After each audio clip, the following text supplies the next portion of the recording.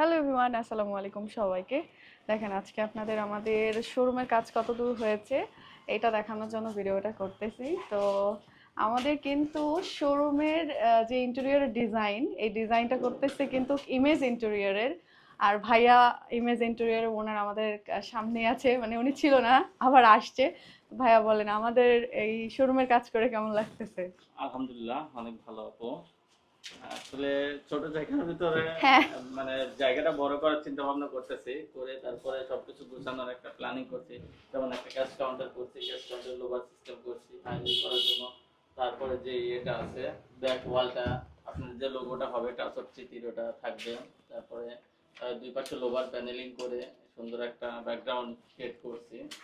এভাবে আসলে আমরা আগাচ্ছি, তারপর দেখা যাক, ইনশাল্লাহ ফাইনাল লুক অবশ্যই আপনাদের দেখাবো। না দেখতে তো পাবেই, কারণ আমি রেগুলার আপডেট দেব। আসলে আমাদের এই জায়গাটা ছোট, প্লাস স্কোয়ার না, অনেক আঁকাবাঁকা, কোনা আঁকাবাঁকার জন্য একটু টাইমটাও বেশি একটু লাগতেছে টাইমটাও আমাদের। বেশি লাগতেছে, কারণ মাপের একটা বিষয় থাকে, মেজারমেন্টের জন্য একটু ঝামেলা হচ্ছে।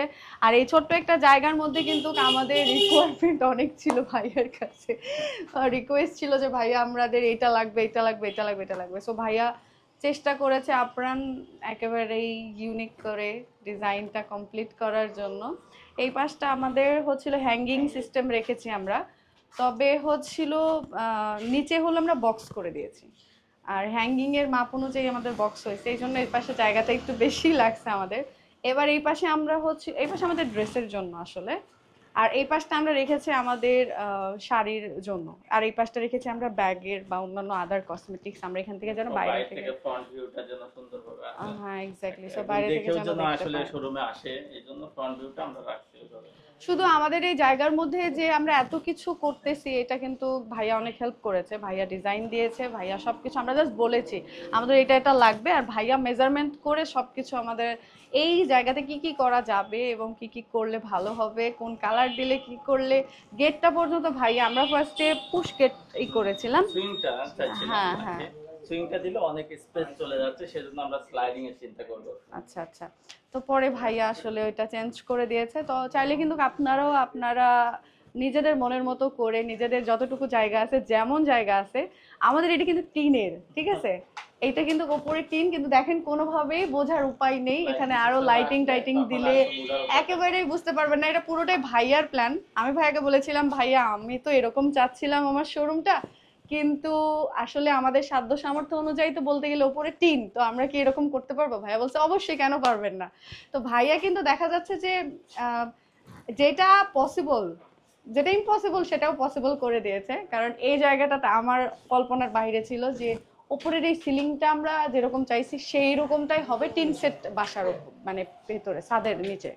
তো আপনারাও চাইলে আপনাদের যতটুকু জায়গা আছে, যেমন জায়গা আছে, সেই জায়গাতেই কিন্তু চাইলে আপনারা মনের মতো করে ডিজাইন করে নিতে পারেন। আমাদের অনেক বেশি যে খরচ হয়েছে তা একেবারেই না, খুবই ফ্রেন্ডলি বাজেটের মধ্যে হয়েছে। দেখা যাচ্ছে যে যদি আমরা নর্মালি কোনো এই যে এই বোর্ডগুলো কিনে নিয়ে যদি আমরা নিজেরা বানিয়ে নিতাম, তাহলেও সেম বাজেট, সেম কস্টই আসতো। বাট হয়তো আমরা তখন মনের মতো একটা ডিজাইন করতে পারতাম না, একটা জিনিস করার পর আমরা আরেকটা জিনিসের জায়গা করে নিতে পারতাম না। চিন্তা ভাবনা করতে করতে আসলে চিন্তাটা বেড়েই যেত, মানে সলভ হইতো না প্ল্যানিংটা। হ্যাঁ, আরো একটা কথা শেয়ার করি, আমাদের অফিস রুম কিন্তু আমরা নিজেরাই করেছি, মানে ডিজাইনটাও আমার, কাজও আমার, সবই আমার। কিন্তু সেই জায়গাটাতে আমরা কিছু কিছু আমাদের মিস্টেক হয়েছে, বাট বাজেট কিন্তু সেম লেগে গেছে।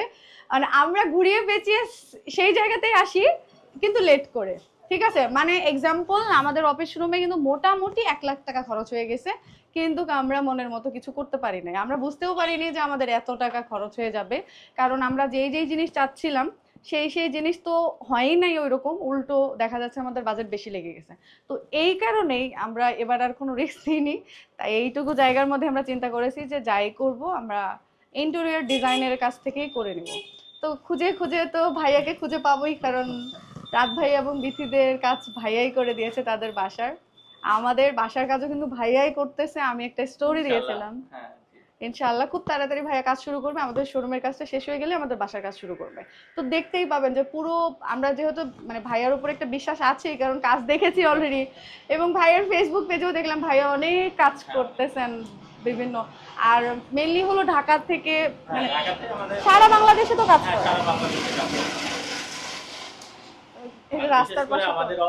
আমার বাসায় নাটোরে, সেই জন্য আমি চিন্তা করি যে রাজশাহীতে একটু ভালো সার্ভিস দিয়ে Exactly. আসলে রাজশাহীর মানুষের জন্য যদি একটু ভালো সার্ভিস পেয়ে আমাদের থেকে লাভবান হয় এবং প্রাইসও কম থাকলো এবং প্রোডাক্টের কোয়ালিটিও ভালো থাকলো, ভালো হলো, তাহলে একটা ক্লায়েন্ট সন্তুষ্ট করা আসলে মানে অনেক বড় ব্যাপার। একটা ক্লায়েন্টকে ভালো কাজ দিয়ে এবং ভালো কাজের মাধ্যমে যদি তারা ভালো কিছু পায় এবং ছোট একটা জায়গা অনেক কিছু চিন্তা ভাবনা করে একটা ক্লায়েন্ট কাজ করতে গেলে যে আসলে এই কাজটা আমরা সম্পন্ন করতে পারবো কিনা, মানে অনেক চিন্তা করে আসলে হেজিটেশনের মধ্যে তারা ভোগে। কিন্তু আমরা যেভাবে স্টাডি করে এবং প্রপার আর্কোনমিক্স অনুযায়ী একটা প্ল্যানিং দাঁড় করে কোনটার জন্য কতটুকু মেজারমেন্ট লাগবে, কোনটার জন্য কতটুকু জায়গা লাগবে, একটা ক্যাবিনেট করার পর হয়তো বা পাল্লা খুলতেছে কিনা, এটাও অনেক কিছু চিন্তা ভাবনা করে, লবি স্পেসটা কতটুকু থাকবে, এটাও অনেক কিছু চিন্তা ভাবনা করে আমরা কাজগুলা করি সাধারণত। এক্স্যাক্টলি, আমি কিন্তু অনেকবার ভাইয়াকে বলে বলে ডিজাইন চেঞ্জ করাইছি, কালার চেঞ্জ করাইছি, এইটা চেঞ্জ করাইছি, ওইটা চেঞ্জ করাইছি। মানে দেখা যাচ্ছে যে আমার মানে সারাক্ষণ আমি ভাইয়াকে জ্বালাইছি আর কি, ভাইয়া এটা না এটা করে দেন। আর অবশ্যই ভাইয়ার প্রতি একটা বিশ্বাস ছিল, কারণ যেহেতু ভাইয়াদের বাসাতে আমরা যাওয়া আসা করি, ভাইয়াদের কাজ দেখছি। প্লাস আমাদের কিন্তু বোর্ড, প্রিমিয়াম বোর্ড দিয়ে কাজ করা হয়েছে, এগুলো সব কিন্তু বলতে গেলে একদম প্রিমিয়াম কোয়ালিটি। চাইলে আপনারা আপনাদের বাজেট অনুযায়ী কিন্তু করে নিতে পারবেন, যেরকম মনে হবে আপনাদের। তবে আমি সাজেস্ট করব অবশ্যই আপনারা নিজেরা নিজেরা পড়ামানি না করে আমাদের মতো আগেরবার যেটা করছি, আপনারা কোনো ডিজাইনারের কাছ থেকে কাজ করে নেবেন, যে কোনো কাজ করিয়ে নিতে পারেন। ভাইয়াদের ফেসবুক পেজ আছে, সেটা আমি আমার ভিডিওর ক্যাপশনে দিয়ে দেবো আপনাদের সুবিধার্থে, আপনারা ভালো লাগলে অবশ্যই নক করতে পারেন।